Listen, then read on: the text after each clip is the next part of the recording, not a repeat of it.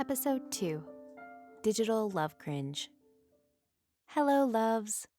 Welcome to Romancing the Story, a podcast centered around reading and writing romance. My name is Sarah Gamez. I'm your host, budding romance author, and general love enthusiast. Could I ask a silly question? Why does the majority of the romance genre not take online relationships seriously? I have found it exceedingly difficult to find a romance book that presents online relationships in a healthy and sustainable way. There are some out there, but compared to the depth of books the romance genre has, it is sorely lacking. The versions I come across pander the notion of online dating as a source of shame or desperation. Or on the flip side, the idea is played up for comedic effect that ultimately plays a minor role in the central relationship. Could we do each other a huge favor? Romance authors, could you help a thirsty millennial out and incorporate the internet or apps into a romance without being, weird? I grew up in the age of the internet, and full disclosure, I met all my boyfriends and subsequently my husband online. Listen, I grew up in a smallish town, and the options were limited. All the while, the internet overflows with a wealth of possibilities. Yes, that includes the catfish and all the perverts and weirdos, but options, people. Several of my friends found their significant others on apps, dating sites, or chat rooms.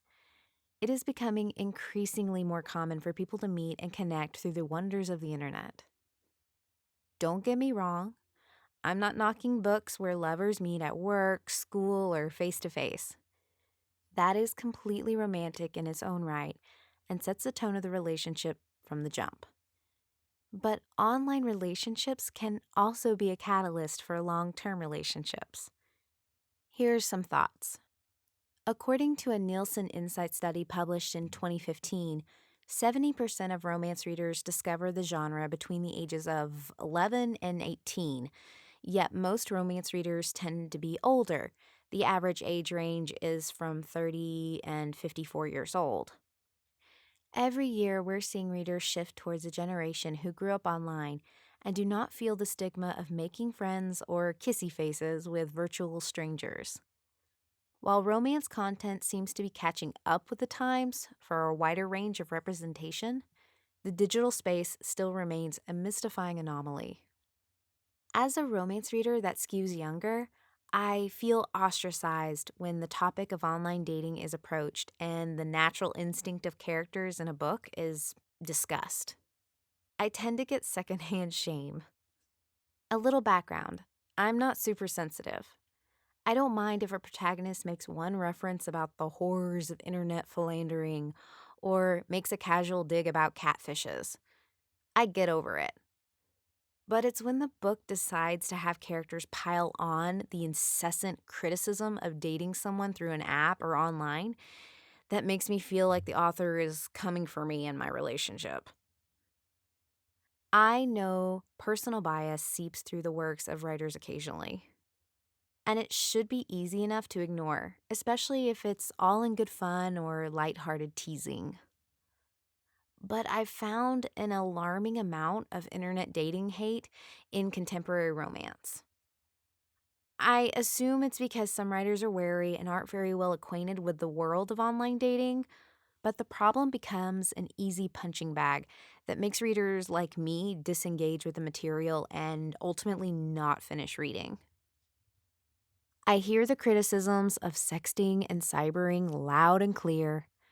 I got the lecture from my mom as a teenager when I told her exactly how I met my boyfriend.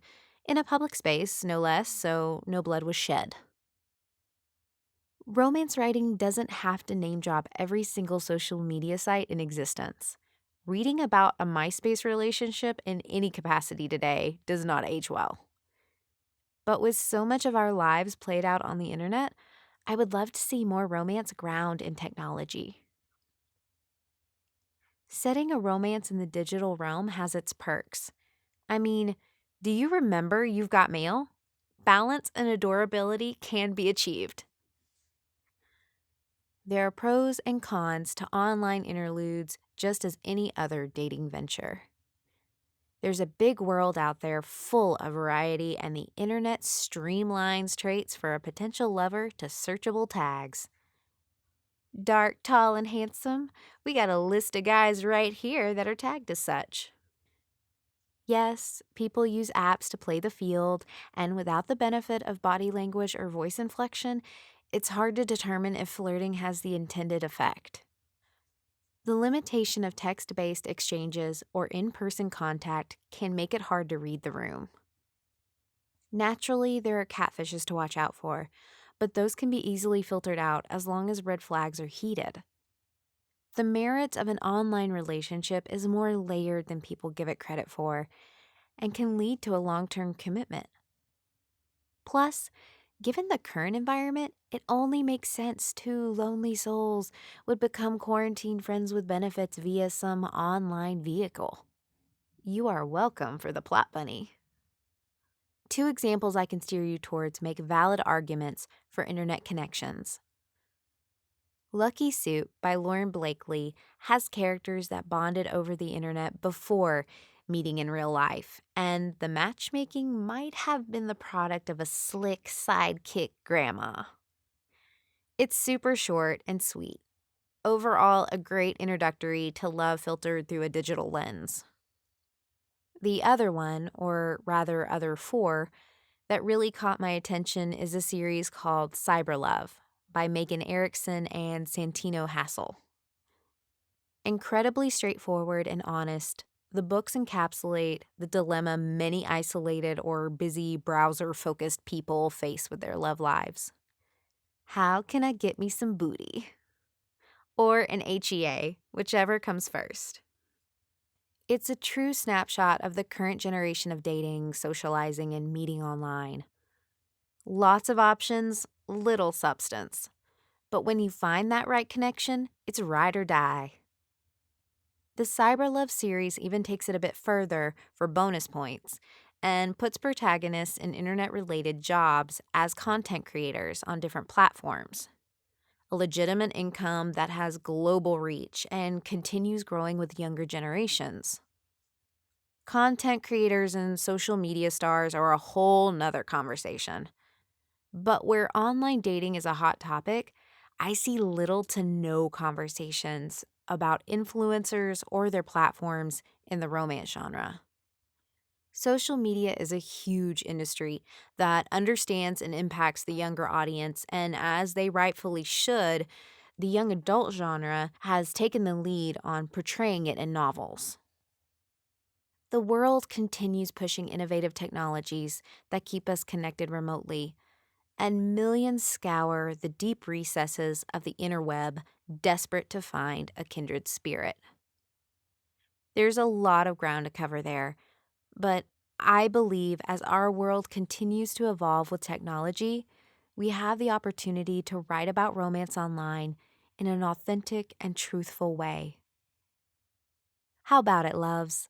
Which specific trend or modern development do you feel should be in more romance? Tell me more. I'd love to connect with you, and here's how. Find me on Twitter and Instagram at Romance the Story. Book recommendations for this episode: Lucky Suit by Lauren Blakely and the Cyberlove series by Megan Erickson and Santino Hassel.